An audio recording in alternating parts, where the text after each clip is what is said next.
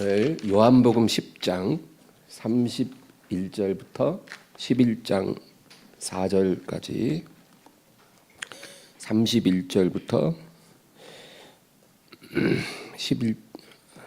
11장 4절까지 다 같이 읽습니다. 유대인들이 다시 돌을 들어 치려 하거늘 예수께서 대답하시되 내가 아버지로 말미암아 여러 가지 선한 일로 너희에게 보였거늘 그 중에 어떤 일로 나를 돌로 치려 하느냐.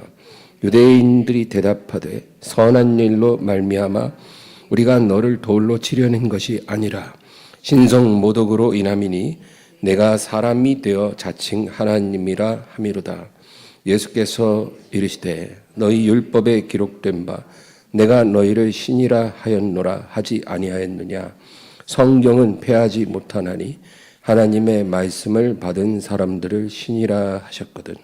하물며 아버지께서 거룩하게 하사 세상에 보내신 자가 나는 하나님의 아들이라 하는 것으로 너희가 어찌 신성 모독이라 하느냐. 만일 내가 내 아버지의 일을 행하지 아니하거든 나를 믿지 말려니와 내가 행하거든 나를 믿지 아니할지라도 그 일을 믿으라. 그러면 너희가 아버지께서 내 안에 계시고 내가 아버지 안에 있음을 깨달아 알리라 하시니 그들이 다시 예수를 잡고자 하였으나 그 손에서 벗어나 나가시니라.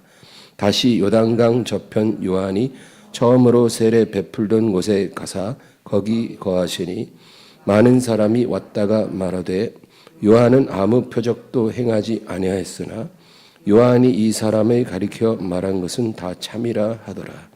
그리하여 거기서 많은 사람이 예수를 믿으니라. 어떤 병자가 있으니 이는 마리아와 그 자매 마르다의 마을 베다니에 사는 나사로라. 이 마리아는 향유를 주께 붓고 머리털로 주의 발을 닦던 자요 병든 나사로는 그의 오라버니더라. 이에 그 누이들이 예수께 사람을 보내어 이르되 주여 보시옵소서 사랑하시는 자가 병들었나이다 하니 예수께서 들으시고 이르시되 이 병은 죽을 병이 아니라 하나님의 영광을 위하며 하나님의 아들이 이로 말미암아 영광을 받게 하려 함이라 하시더라. 아멘. 이 병은 죽을 병이 아니라 이런 제목으로 오늘 말씀을 나누겠습니다. 예수님은 사람의 기분을 생각해서 말씀하시는 분이 아니셨습니다. 듣는 사람이 어떻게 느낄까, 어떻게 생각할까 이런 거를 걱정하시고 진리를 부드럽게 가공해서 말씀을 하시는 분이 아니셨습니다. 그래서 예수님 말씀은 명료한 진리를 날 것 그대로 이렇게 전하셨기 때문에 유대인들의 마음을 상당히 불쾌하게 했습니다.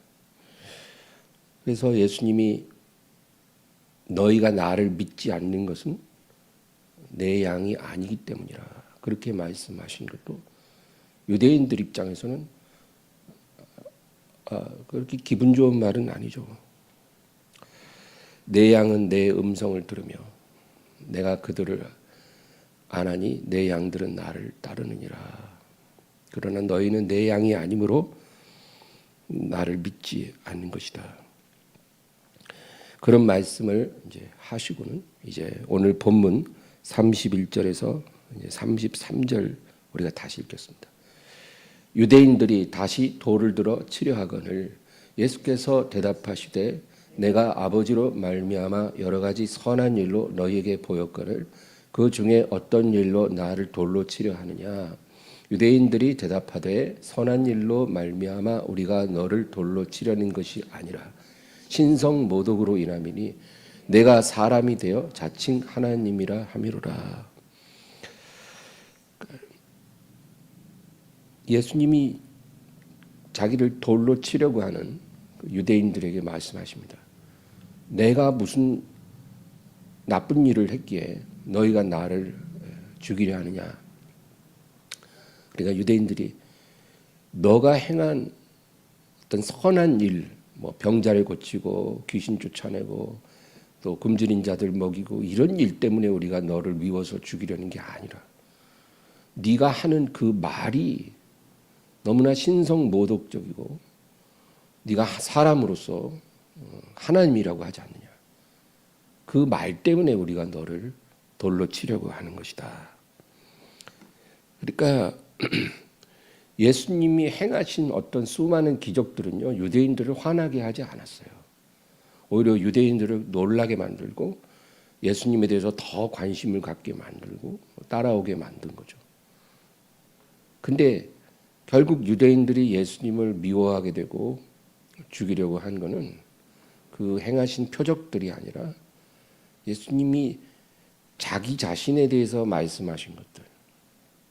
나는 선한 목자고 나는 양의 문이고 세상의 빛이고 생명의 떡이고 내가 주는 물은 영원히 목마르지 않는 그런 샘물이고 이런 말씀들 때문에 유대인들이 예수님을 미워할 수밖에 없었다는 거예요. 왜냐하면 그것은 자기가 하나님이시다 그런 의미거든요.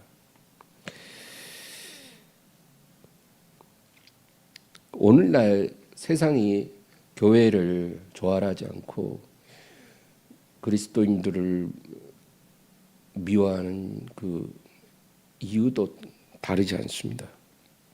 교회가 뭐 선한 일 많이 하면요 세상이 미워하지 않습니다. 뭐 우리가 구제도 하고 봉사활동도 하잖아요 교회가. 그러면 세상이 그것 갖고 욕하지는 않아요. 칭찬해 줍니다. 야 그래도 교회가 좋은 일 많이 한다. 근데 우리가 복음을 전하면 거기서 그들 표정이 달라집니다. 복음이 뭡니까? 예수를 믿어야 죄를 씻고 구원을 받을 수 있다. 그게 복음이잖아요. 예수 믿어야 구원받는다. 예수 믿어야 된다. 이 복음을 전하면 그 세상 사람들이 싫어합니다. 그래서 우리한테 뭐라 그러냐면 예수 믿으라는 말만 하지 마라. 그러면 다 좋다는 거예요. 교회가 예수 믿으라는 말만 안 하면 우리가 교회랑 척지고 살 일 없다. 그렇게 말합니다. 그렇다고 우리가 예수로 안전할 수 있나요? 예수 안전하면 교회가 아니잖아요. 근데 이게 가정에서도 그런 일들이 일어나더라고요. 어떤 여자가 아내가 이제 교회를 다니면 그 남편이요 믿지 않는 남편이 뭐라 그러냐면 너 그 교회만 안 가면 내가 다 오케이 해줄게. 교회만 가지 마. 교회 안 가면 네가 뭐 골프를 치러 가든 동창회를 나가든 뭐 친구들이랑 술을 마시고 늦게 들어오든 뭐 맨날 친정에 가든 뭐 해외 여행을 가든 네가 하고 싶은 대로 다 해. 교회만 가지 마라. 그렇게 말하는 남편들 굉장히 많거든요. 이게 여러분 영적인 거예요. 세상의 영은 예수의 영과 공존할 수가 없어요. 그래서 세상 사람들이 교회를 미워하고 예수 믿는 사람을 미워하는 것입니다. 복음은 우리를 죄에서 구원하신 예수를 증거하는 게 복음이잖아요. 그러니까 죄에서 우리를 건지신 예수님을 증거하기 때문에 그 자체가 세상의 악함을 드러내는 것입니다. 그러니까 죄의 문제를 아주 선명하게 부각시키기 때문에 세상 사람들이 죄인이라는 것을 그거를 선포하는 거예요. 세상의 악함을 드러냅니다. 요한복음 7장 7절 읽겠습니다. 세상이 너희를 미워하지 아니하되 나를 미워하나니 이는 내가 세상의 일들을 악하다고 증언함이라. 예수님을 왜 미워합니까? 세상이. 예수님이 오셔서 병자 고쳐주고 귀신 쫓아내주면 그것 갖고 미워할 일이 없죠. 근데 예수님은 그게 주 목적이 아니라 이 세상이 하나님으로부터 멀어졌다는 겁니다. 죄로 인해서 하나님과 분리됐다는 거예요. 그래서 나를 믿고 그 죄를 씻지 않으면 아버지께 올 자가 없다는 겁니다. 너희 구원받지 못한다는. 그러니까 세상이 예수님을 받아들이기가 어려운 거예요.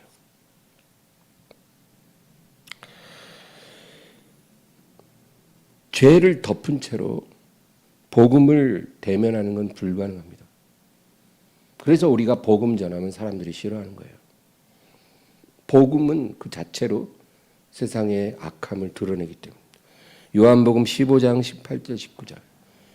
세상이 너희를 미워하면 너희보다 먼저 나를 미워한 줄을 알라. 너희가 세상에 속하였으면 세상이 자기의 것을 살아갈 것이나 너희는 세상에 속한 자가 아니요 도리어 내가 너희를 세상에서 택하였기 때문에 세상이 너희를 미워하느니라. 그러니까 세상이 나를 미워하기 때문에 너희도 미워할 수밖에 없다는 겁니다. 왜냐하면 너희가 세상에 속하지 않고 내게 속했기 때문에 세상이 나를 미워하면 너희도 미워할 수밖에 없다는 것입니다. 그 다음 20절 21절. 내가 너희에게 종이 주인보다 더 크지 못하다는 말을 기억하라. 사람들이 나를 박해하였은즉 너희도 박해할 것이요 내 말을 지켰은즉 너희 말도 지킬 것이라.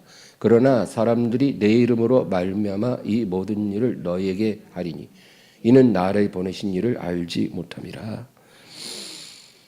세상이 나를 박해하였은즉 너희도 박해하게 될 것이다.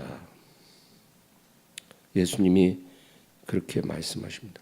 그러므로 우리가 예수님을 정말 제대로 믿고 하나님 앞에 부끄러움 없는 크리스찬이 되려면요, 우리가 그냥 착한 사람으로 사는 걸로는 충분하지 않습니다. 아예 그냥 착하게 살면 되죠.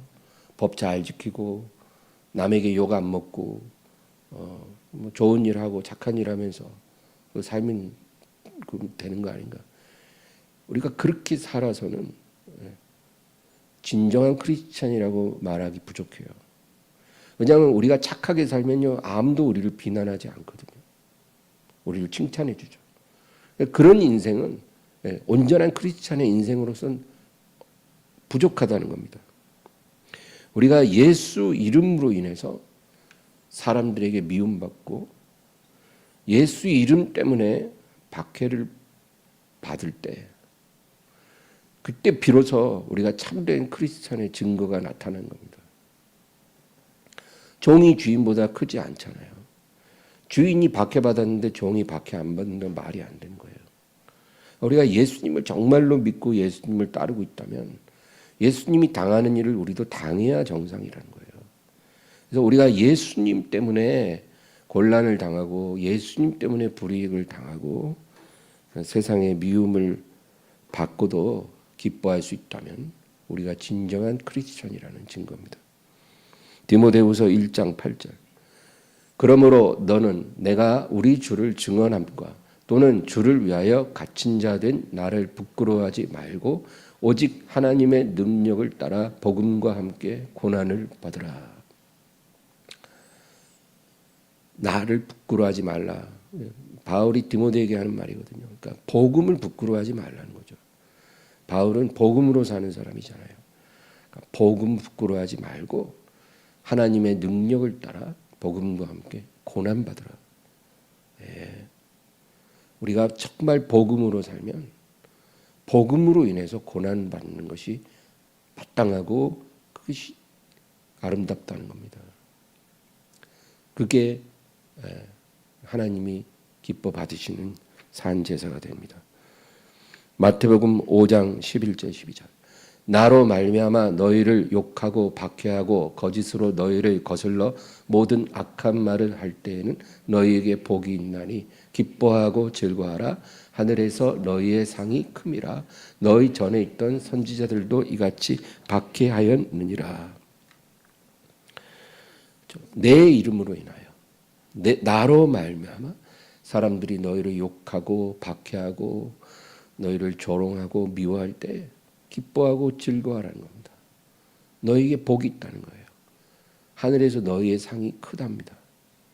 이게 여러분 복음으로 사는 사람들의 생애가 되어야 됩니다. 물론 우리 본성은 이렇게 살기를 원치 않죠. 누가 이렇게 사는 걸 본성적으로 좋아하겠습니까? 그러나 우리 안에 예수님 계시고 우리가 그분을 진정으로 사랑하고 따른다면 우리 이런 삶을 받아들일 수 있는 준비가 되어야 되는 것입니다. 사랑을 표현하는 방법은 여러 가지가 있습니다. 우리가 사랑할 때 어떻게 사랑할 것인가? 제일 쉬운 거는 도움이 필요한 사람에게 도움을 주는 게 제일 쉬워요.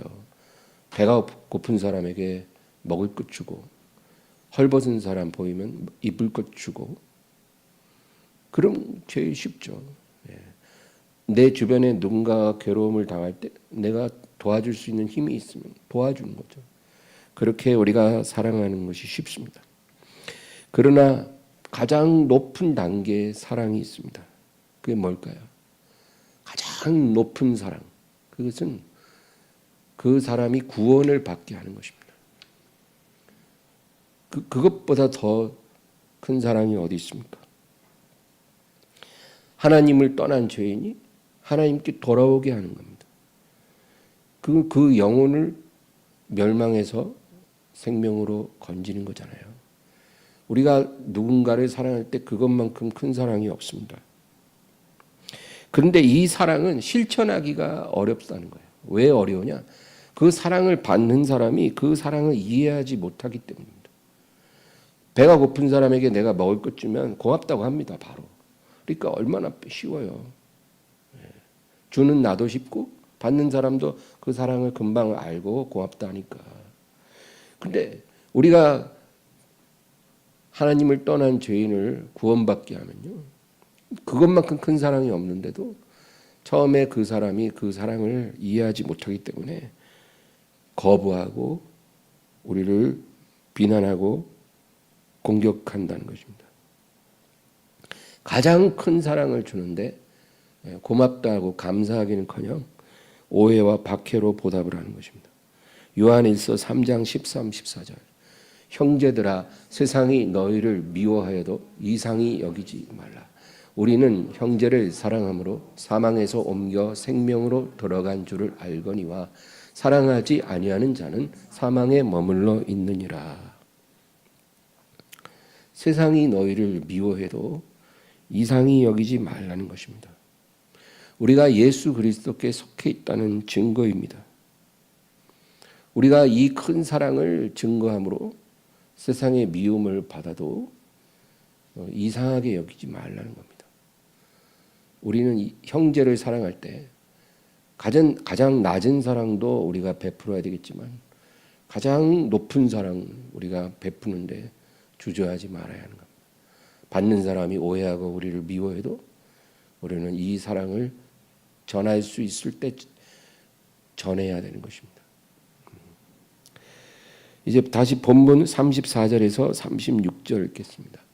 예수께서 이르시되 너희 율법에 기록된 바 내가 너희를 신이라 하였노라 하지 아니했느냐. 성경은 폐하지 못하나니 하나님의 말씀을 받은 사람들을 신이라 하셨거든. 하물며 아버지께서 거룩하게 하사 세상에 보내신 자가 나는 하나님의 아들이라 하는 것으로 너희가 어찌 신성 모독이라 하느냐. 예수님은 시편 82편을 인용하시면서 성경에 말하기를 하나님의 말씀을 받은 자들을 신이라 하지 않았느냐, 그 얘기를 하세요. 지금 예수님 말씀이요, 어떤 범신론을 얘기하는 게 아닙니다. 모든 사람이 다 신이다, 이게 범신론이잖아요. 뉴에이지 사상이 그런 겁니다. 사람이 신이라는 거예요. 근데 그 얘기가 아니고요, 우리 사람은 피조물 중에 아주 특별한 존재라는 거죠. 하나님의 형상으로 창조된 유일한 피조물이 사람입니다. 특별합니다. 근데 그 특별한 피조물이 하나님의 말씀을 받으면 그 영혼에서 신성의 빛이 뿜어져 나오는 겁니다. 하나님의 말씀을 받은 사람은 그 영혼에서 빛이 납니다. 그래서 신과 같다, 그 얘기죠. 예수님 말씀이 그런 의미예요. 모세가 하나님이 이제 올라오라 해서 시내산에 올라가서 40일 동안 기도하면서 하나님의 말씀을 받았습니다. 그래서 그 말씀이 돌판에 새겨지고 그 돌판을 가지고 내려왔어요. 그러니까 산에 올라가서 하나님의 말씀을 받아서 내려왔어요. 근데 사람들이 보니 모세의 얼굴에서 광채가 납니다. 그래서 모세에게 가까이 가기를 다 두려워하더라는 거죠. 땅에서 난 모세가 하나님께 올라가서 말씀 받아서 내려와도 그 얼굴에서 그렇게 신성한 광채가 났는데, 하물며 하늘에서 나신 자가 하늘에서 땅에 내려오실 때 내려와셔서 나는 하나님의 아들이라 하시는데 그게 어찌 신성모독이냐. 땅에서 난 자가 말씀 받아서 신성을 바라도 그것이 당연한 일인데, 하늘에서 내려온 자가 나는 하나님의 아들이라 한 것이 어떻게 잘못된 말이냐.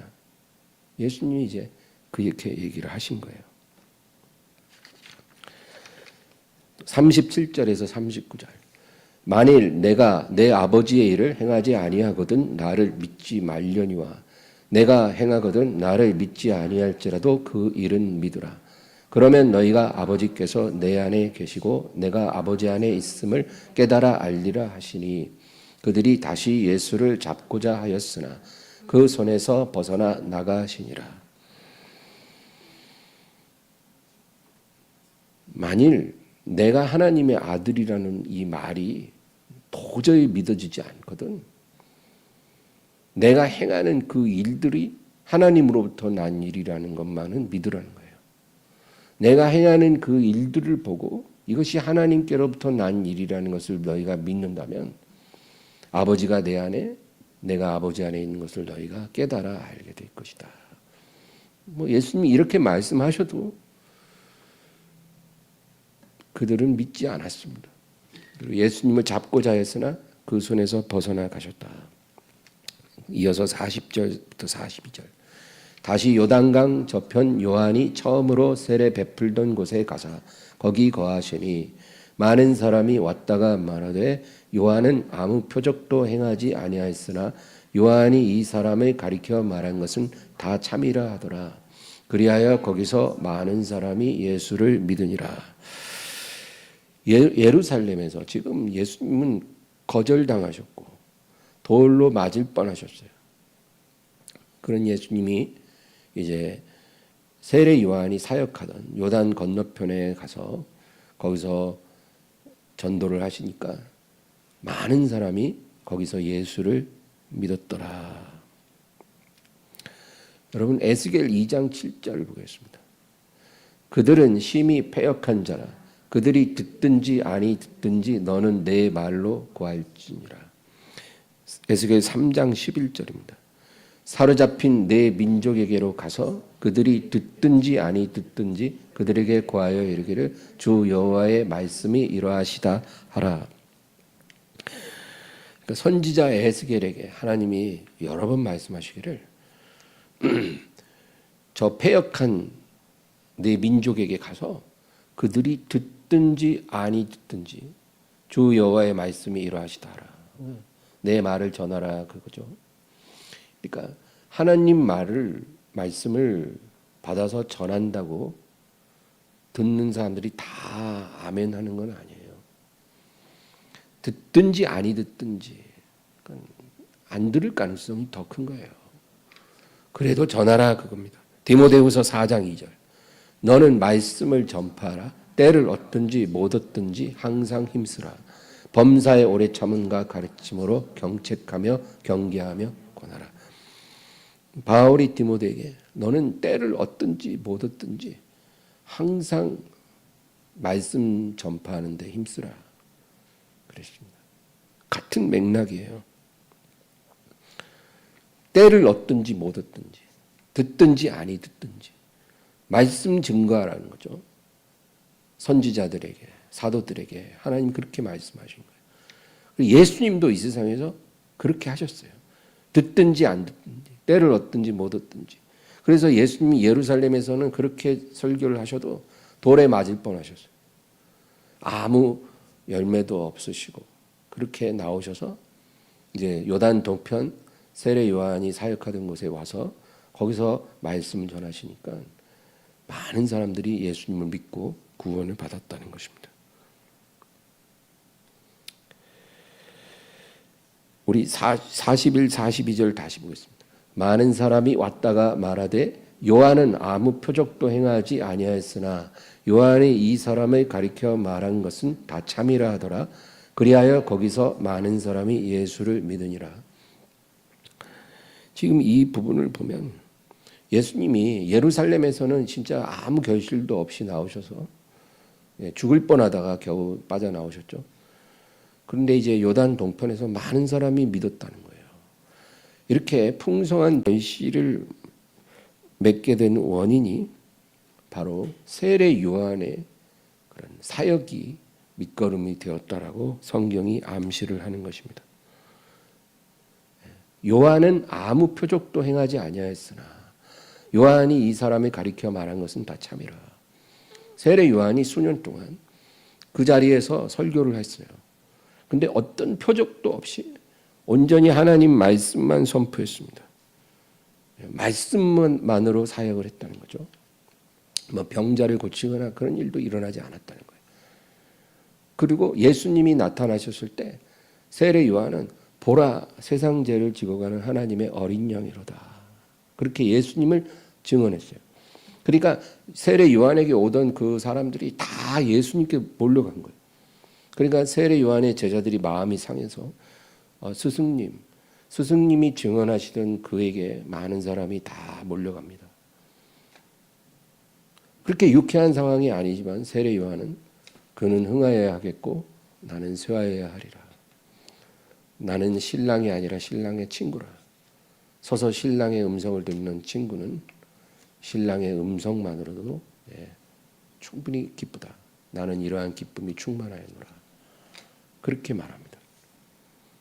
이 세례 요한의 사역이 있었기 때문에 예수님이 오셔서 설교하셨을 때 풍성한 열매가 있었다고 성경은 말해주는 것입니다. 사람이 씨를 뿌리고 자기가 그 열매를 거둘 수도 있어요. 씨를 뿌린 내가 얼마 지난 후에 수확을 거두는 기쁨을 누릴 수 있죠. 그러나 어떤 때는 씨를 뿌렸지만 내가 거두지 않고 누군가 다른 사람이 그 수확을 거두게 될 수도 있습니다.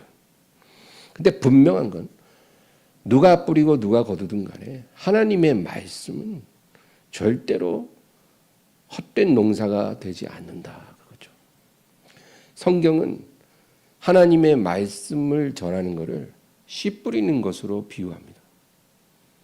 그런데 뭐 다른 농사들은 실패할 수도 있겠지만 하나님의 말씀을 뿌리는 농사는요 실패하지 않는다는 겁니다. 그 말씀이 헛되이 뿌려지지 않고 또 원래 있던 곳으로 다시 되돌아오는 일도 없다는 거예요. 그 뿌려진 씨는 떨어진 곳에서 반드시 열매를 맺는다는 거예요. 성경이 그걸 우리에게 말씀하고 있습니다. 이사야 55장 10절 11절. 이는 비와 눈이 하늘로부터 내려서 그리로 되돌아가지 아니하고 땅을 적셔서 소출이 나게 하며 싹이 나게 하여 파종하는 자에게는 종자를 주며 먹는 자에게는 양식을 줌과 같이 내 입에서 나가는 말도 이와 같이 헛되이 내게로 돌아오지 아니하고 나의 기뻐하는 뜻을 이루며 내가 보낸 일에 형통함이니라. 하나님 말씀은 절대로 헛되이 되돌아오는 법도 없다는 거예요. 일단 나가면 반드시 하나님의 기뻐하신 뜻을 이루고 그 보낸 일에 형통한다. 그래서 여러분 우리가 하나님 말씀을 헛되이 받지 말아야 돼요. 하나님이 말씀이 이렇게 내게 오실 때 내가 믿음으로 받아야 돼요. 그러면 그것이 싹을 틔우고 결실합니다. 내가 믿음으로 받으면 그 말씀이 절대 헛되지 않고 열매를 맺습니다.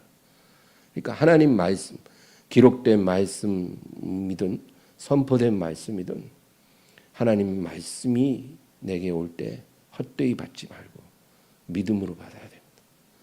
그리고 우리가 어떤 말씀을 붙잡고 기도할 때 있잖아요. 기도할 때 우리 그 말씀을 따라서 우리가 선포를 하죠. 예, 하나님이 우리에게 말씀으로 약속을 주시면 그 약속 붙잡고 우리가 선포를 합니다. 내가 예수의 이름으로 고침을 받았다. 예수 이름으로 모든 저주는 끊어졌다. 예수 이름으로 이 고통은 끝났다. 이렇게 우리가 믿음으로 선포하잖아요. 그러면 우리 입에서 나간 말씀이 열매를 맺는다는 것입니다. 근데 중요한 거는 의심하면서 선포하는 것은 아무 효과가 없고 믿음으로 선포하는 그 말씀이 열매를 맺는다는 거예요.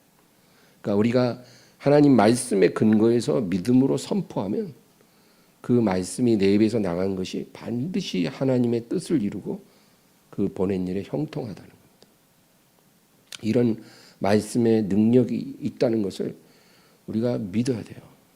우리가 이 믿음 없으면요, 교회를 아무리 오래 다녀도 하나님이 우리에게 주시려고 하는 것을 받을 수가 없어요.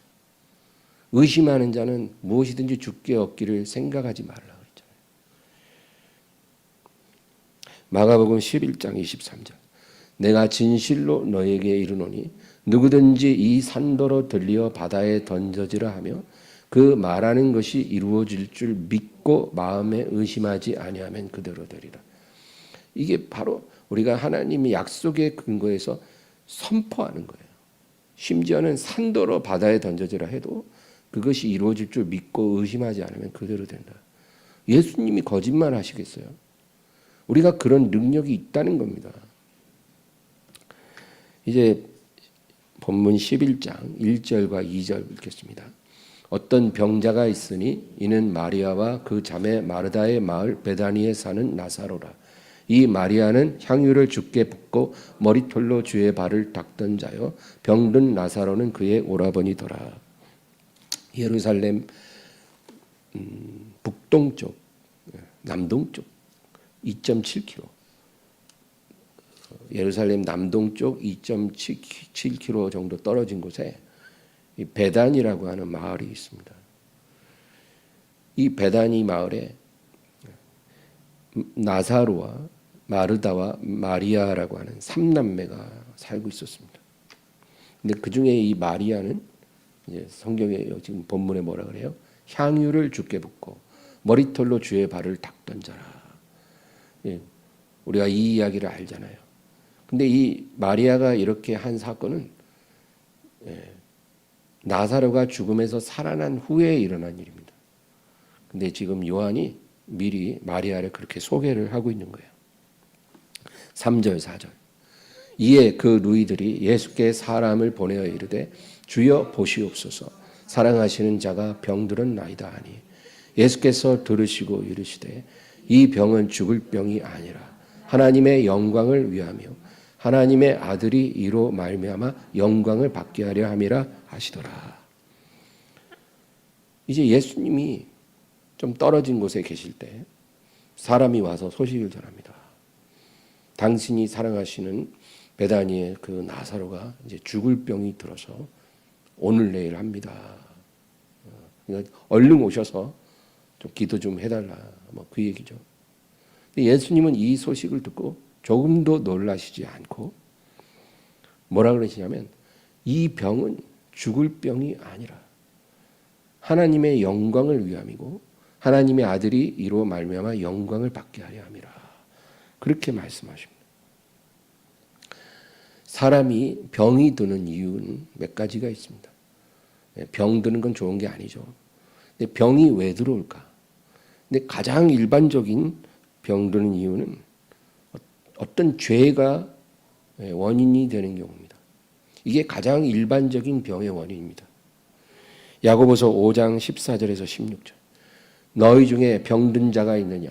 그는 교회의 장로들을 청할 것이요 그들은 주의 이름으로 기름을 바르며 그를 위하여 기도할지니라.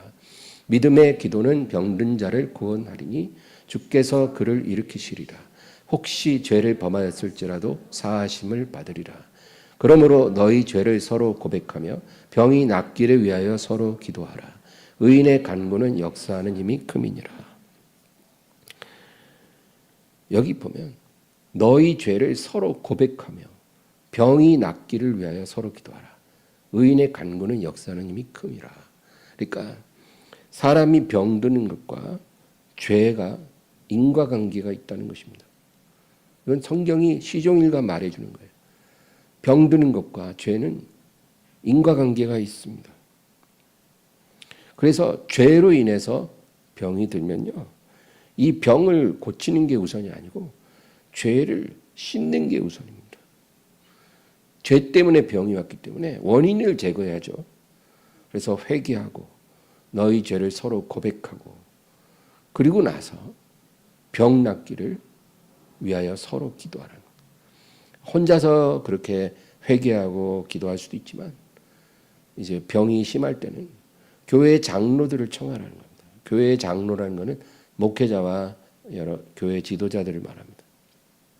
교회의 그런 지도자들을 청해서 너희 죄를 서로 고백하는 거예요. 자기 죄를 고백하고 그리고 나서 병 낫기를 위하여 합심해서 기도하라는 거예요.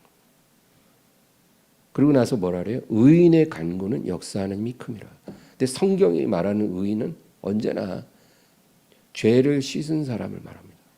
나의 의인은 믿음으로 말미암아 살리라 그랬잖아요. 그러니까 어떤 행위를 온전하게 한 그런 의인을 말하는 게 아니고 믿음으로 죄를 씻은 사람, 그 사람이 하나님 보실 때 의인입니다. 그런데 이런 죄를 씻음 받은, 용서받은 의인의 간구는 역사하는 힘이 크다.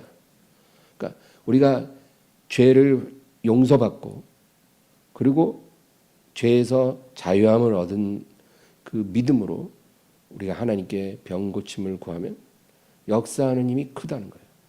그래서 병이 죄로 인해서 왔을 때는 이렇게 하는 게 정답이라는 거죠. 38년 된 베데스다 목가의 병자를 고쳐주신 주님이 이렇게 말씀하셨습니다. 요한복음 5장 14절. 그 후에 예수께서 성전에서 그 사람을 만나 이르시되 보라 내가 나았으니 더 심한 것이 생기지 않게 다시는 죄를 범하지 말라 하시니. 그러니까 이 38년 동안 고통당한 사람이 이 병든 이유는 죄 때문입니다. 그러니까 그가 자기 죄를 깨닫고 회개했으면 아마 이렇게 오래 고통당하지 않았을 거예요. 근데 죄의 원인을, 병의 원인을 모르니까 이렇게 계속 오랜 세월, 일평생을 이렇게 고통 속에서 보낸 겁니다. 그런데 모든 병의 원인이 다 죄 때문은 아니라는 것입니다. 어떤 병은 하나님의 영광을 위해서 우리에게 주신 병이 있다는 것입니다. 그럼 욥이 병든 거는 죄 때문에 병든 건 아니잖아요. 그러니까 하나님의 뜻을 이루기 위해 하나님의 영광을 받기 위해서 병이 들어올 수도 있다는 것입니다. 여러분, 어떤 경우에 하나님이 영광을 받으실까요? 하나님은 어떨 때 우리를 통해 영광을 받으실까요? 우리가 헌금 많이 하면 하나님 영광 받으실까요? 봉사 엄청 열심히 하면 영광 받으실까요? 하나님이 우리를 통해 영광을 받으시는 것은 우리가 영적으로 성장할 때입니다. 영적으로 성장할 때 하나님이 우리를 통해 영광을 받으십니다. 여러분, 이 부모가요, 이 자식 있잖아요. 이 자식이 부모보다 더 훌륭한 사람이 되고 그러면 부모가 자랑스럽습니다. 내가 낳은 자식인데, 내가 기른 자식인데 부모보다 훨씬 훌륭한 자식으로 잘 크면 그 자식을 볼 때 부모가 너무 자랑스럽고 그리고 영광을 받는 거죠. 하나님도 마찬가지입니다. 우리가 영적으로 훌륭한 사람으로 성장할 때 하나님이 영광을 받는 것입니다. 하나님은 영이시기 때문에 우리가 영적으로 하나님을 온전히 섬길 때 하나님이 기뻐 받으시고 영광을 얻으십니다. 육적인 것을 가지고는 하나님을 영광스럽게 할 수가 없어요. 영이신 하나님이 육적인 것으로 영광을 어떻게 받습니까? 우리가 아무리 눈에 보이는 어떤 물리적인 것으로 하나님을 섬겨도요, 그것 자체로는 영이신 하나님은 영광을 얻으실 수가 없어요. 영이신 하나님은 영적인 차원에서만이 영광을 돌릴 수가 있어요. 물론 육적인 것이 하나의 그릇이 될 수 있어요. 그 그릇 안에 영적인 걸 담아서 드리면 하나님이 영광을 받으실 수는 있지만, 그 안에 내용물 없이 껍데기 그릇만 갖고 이 그릇 너무 좋은 그릇이야 하면서 하나님께 드리면 아무 내용도 안 담겨있는 그 그릇 보고 하나님이 좋아하시지 않는다는 거예요. 예배를 드리든 봉사를 하든 뭘 하든 간에 그것은 그릇이에요. 보여지는 그릇이에요. 사람들이 볼 수 있는 거잖아요. 그 안에 영적인 것이 담겨져 있어야 하나님이 영광을 받으실 수가 있는 거예요. 근데 그런 거 없이도 우리는 몸만 와서 예배 드릴 수도 있고, 얼마든지 또 아무 어떤 사랑하는 마음, 정성도 없이 그냥 표면적으로만 봉사할 수 있거든요. 그런 걸로는 하나님을 영광스럽게 할 수가 없다. 미가 6장 6절에서 8절 읽겠습니다. 내가 무엇을 가지고 여호와 앞에 나아가며 높으신 하나님께 경배할까? 내가 번제물로 1년 된 송아지를 가지고 그 앞에 나아갈까? 여호와께서 천천의 순양이나 만만의 강물 같은 기름을 기뻐하실까? 내 허물을 위하여 내 맏아들을 내 영혼의 죄로 말미암아 내 몸의 열매를 드릴까? 사람아, 주께서 선한 것이 무엇임을 내게 보이셨나니 여호와께서 내게 구하시는 것은 오직 정의를 행하며 인자를 사랑하며 겸손하게 내 하나님과 함께 행하는 것이 아니냐. 우리가 하나님 앞에 수만 마리의 짐승을 잡아들여도 그것 자체로는 하나님을 만족시킬 수도 없고 영광을 드릴 수가 없다는 거예요. 이 세상에 수만 마리의 짐승으로 하나님께 제사를 드려도 안 된다는 겁니다. 그것 자체는. 그거는 영적인 게 아니에요. 수만 마리 짐승 잡아들이는 것 자체는 안 된다는 겁니다. 심지어는 내 자식을 인신제사로 하나님께 불태워 드려도 안 된다는 거예요. 하나님이 받으시는 영적 제사는 뭐냐? 오직 여호와께서 네게 구하시는 것이 정의를 구하고, 그러니까 너의 삶 속에 의로움을 행하라는 거예요. 의를 행하고 인자를 사랑하라, 이웃을 사랑하라는 거죠. 겸손히 네 하나님과 동행하라는 겁니다. 이 세 가지가 하나님이 영광 받으실 영적 제사라는 거예요. 겉으로 드러나는 수십 번, 수백 번 예배드리고 봉사 열심히 하고 이런 것보다도 너의 매일의 삶 속에 의를 행하고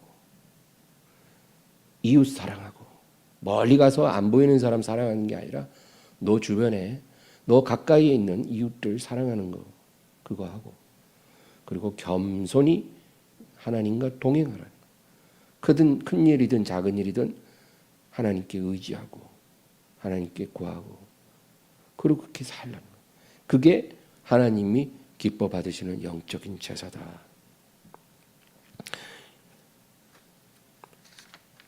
시편 51편 16, 17절. 주께서는 제사를 기뻐하지 아니하시나니 그렇지 아니하면 내가 드렸을 것이라. 주는 번제를 기뻐하지 아니하시나이다. 하나님께서 구하시는 제사는 상한 심령이라. 하나님이여 상하고 통회하는 마음을 주께서 멸시하지 아니하시리라. 상하고 통회하는 마음, 이것이 하나님이 구하시는 제사라는 거예요. 이 영적인 거예요. 영적인 것이 제일 중요한 거예요. 껍데기는 뭐가 됐든 상관이 없어요. 영적인 것만이 하나님을, 영이신 하나님을 영화롭게 할 수 있는 거예요. 그 영적인 그것을 어떤 그릇에서 담는지 그거는 그렇게 중요하지 않은 거예요. 우리가 일주일에 하나님 앞에 예배를 한 번을 드리든 5번을 드리든 그 횟수는 그냥 그릇일 뿐이에요. 문제는 그 그릇 안에 뭘 담느냐, 이게 중요한 거예요. 아무것도 안 담은 그릇 5개 갖고 오는 것보다 하나님이 받으실 만한 영적인 상한 마음, 상한 심령을 담은 그릇 1개 갖고 오는 게 하나님이 더 기뻐하신다는 거예요. 오늘 본문 4절 다시 읽겠습니다. 예수께서 들으시고 이르시되 이 병은 죽을 병이 아니라 하나님의 영광을 위하며 하나님의 아들이 이로 말미암아 영광을 받게 하려 함이라 하시더라. 왜 주님은 이 나사로가 죽을 병 든 것으로 하나님이 영광을 받으신다고 그렇게 말씀하셨을까요? 여러분, 죽을 병 든 것 자체가 하나님의 영광이 된다는 말이 아니에요. 죽을 병 드는 게 어떻게 하나님의 영광이 수겠습니까? 근데 예수님은 나사로가 이 죽을 병 든 게 하나님의 영광을 위함이라 그랬거든요. 하나님의 아들이 이로 말미암아 영광을 받게 한다는 거 하셨거든요. 주님은 나사로가 이 죽을 병이 들어서 결국은 죽게 될 걸 알고 계셨어요. 그리고 나흘 만에 무덤에서 걸어 나오게 될 것도 아셨어요. 그리고 이 나사로가 무덤에서 걸어 나옴으로 인해서 그 베다니에 있는 그 마을 사람 대부분이 나사로로 인해서 예수님을 믿게 될 것도 알고 계셨어요. 요한복음 12장 11절 나사로 때문에 많은 유대인이 가서 예수를 믿음이로라. 이 나사로 때문에 얼마나 많은 사람이 예수님을 믿고 구원받을 것을 알고 계셨거든요. 나사로가 병들지 않고 죽지 않았으면 이런 일은 안 일어났겠죠. 그리고 이 일로 인해서 나사로의 누이 동생인 마리아가 어느 날 예수님 머리에 향유를 부어드리고 머리털로 발을 씻어드릴 것을 알고 계셨어요. 왜 그렇게 했을까요? 예수님이 거기에 대해서 말해 주십니다. 마가복음 14장 8절 9절 그는 힘을 다하여 내 몸에 향유를 부어 내 장례를 미리 준비하였느니라. 내가 진실로 너희에게 이르노니 온 천하에 어디서든지 복음이 전파되는 곳에는 이 여자가 행한 일도 말하여 그를 기억하리라 하시니라. 이 오라비 나사로가 무덤에서 살아나온 걸로 인해서 이 여동생 마리아가요, 자기가 평생에 모아둔 그 귀한 향유를 주님의 머리에 부어드렸잖아요. 사람들은 이해하지 못했어요. 아무리 감사해도 그렇지 이 비싼 거를 이렇게 한 방에 그냥 허비해 버릴 수 있나? 미친 거 아닌가? 그렇게 다들 마리아를 비난했어요. 너 이런 무모한 짓을 하느냐? 이게 얼마나 귀한 건데. 근데 예수님은 뭐라 그래요? 지금 마리아가 한 이 행동은 나의 장례를 미리 준비했다는 거예요. 오라비가 살아난 것에 감사해서 부어드렸지만 이것은 사실은 내가 이제 만민을 위해 그들을 구원하기 위해 내가 죽게 될 것을 위하여 장례를 준비한 것이다. 머리에 향유를 부은 것이 구체적으로 어떤 의미를 가지는지는 잘 모르나 예수님은 이것이 나의 장례를 준비한 아주 귀한 행위라는 겁니다. 그리고 온 천하에 어디서든지 복음이 전파되는 곳에는 이 여자가 행한 일도 말하여 그를 기억하리라. 그 말은요, 이 마리아가 행한 것이야말로 예수님이 이 세상에 계신 동안 사람들로부터 받으신 예배 중에서 가장 향기로운 예배였어요. 그 어떤 사람의 예배, 어떤 많은 사람들이 예수님께 드린 것보다 가장 향기로운 예배, 하나님이 가장 기뻐 받으실 영적인 예배였다는 거예요. 그래서 예수님은 이 여자가 행한 이 가장 놀라운 예배는 하나님을 영광스럽게도 했지만 또 하나님의 아들을 영광스럽게 했지만 앞으로 영원토록 온 천하에 어디서든지 복음이 전파되는 곳에서는 이 여자가 행한 일도 말하게 되리라. 엄청난 축복을 주신 거죠. 이게 하나님이 원하시는 예배라는 거예요. 너희는 이 세상에 살면서 나를 영화롭게 하고 예배해야 되는데 이것이 예배의 정석이라는 거예요. 이런 예배를 드리는 자가 되라는 거예요. 겉으로만 드려지는 그런 껍데기 예배 말고 마리아가 드린 이런 예배가 필요하다는 거예요.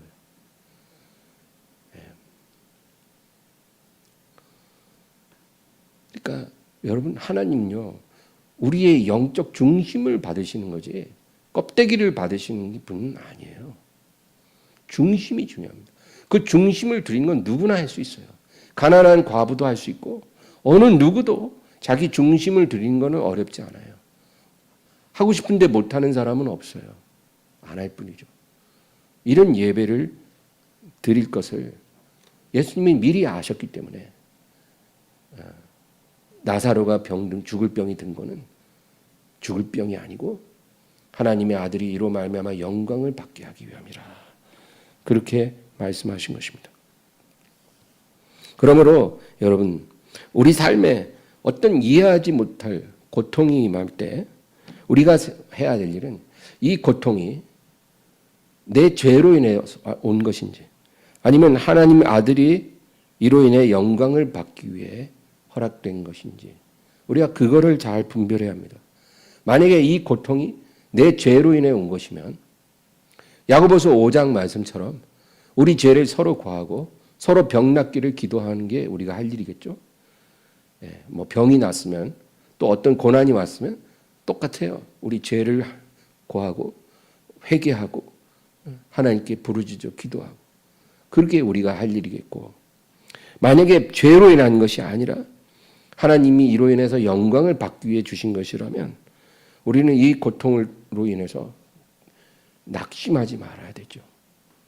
하나님이 영광 받으시려고 주셨는데 우리가 낙심하면 안 되는 거예요.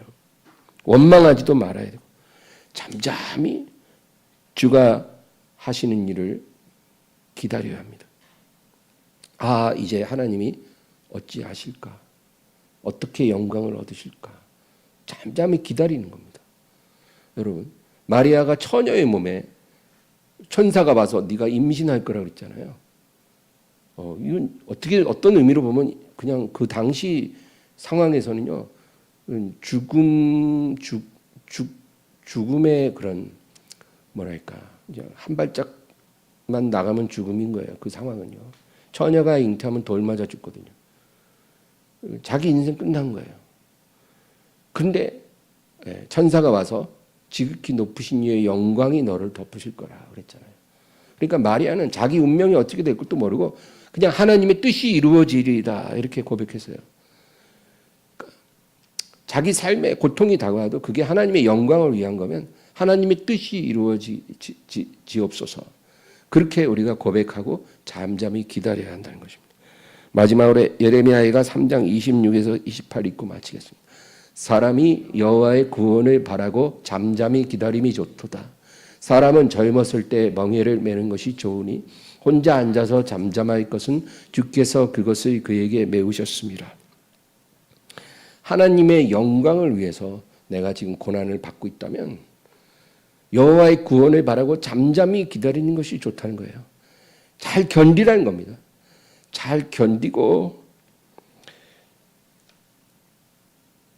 주님이 메우신 이것을 통해서 내가 더 온전한 사람으로 변화될 수 있도록 기도한 그런 태도가 우리에게 필요할 것입니다.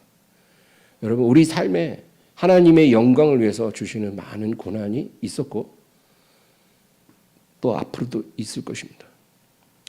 그럴 때 잘 견디시고 오직 하나님의 뜻이 이루어지옵소서 그렇게 구하면서 원망하거나 낙심하지 말고 믿음으로 승리하는 저와 여러분 되시기를 주의 이름으로 축원합니다.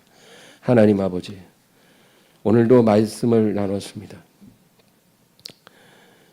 주님, 우리에게 어떤 어려움이 올지라도 그것이 예수님 이름으로 말미암은 것이면 기뻐하고 즐거워하게 하여 주시고, 또 우리가 이해할 수 없는 너무나 힘든 상황이 올 때 그것이 죄로 인한 것이면 회개하게 하시고, 죄로 인한 것이 아니라 하나님의 영광을 위한 것이면 잠잠히 기다리며 견디며 우리 주님의 뜻이 이루어지기를 구하고, 또 그 고난을 통해서 내가 주님의 뜻대로 아름답게 더 빚어질 수 있도록 인도해 주시옵소서.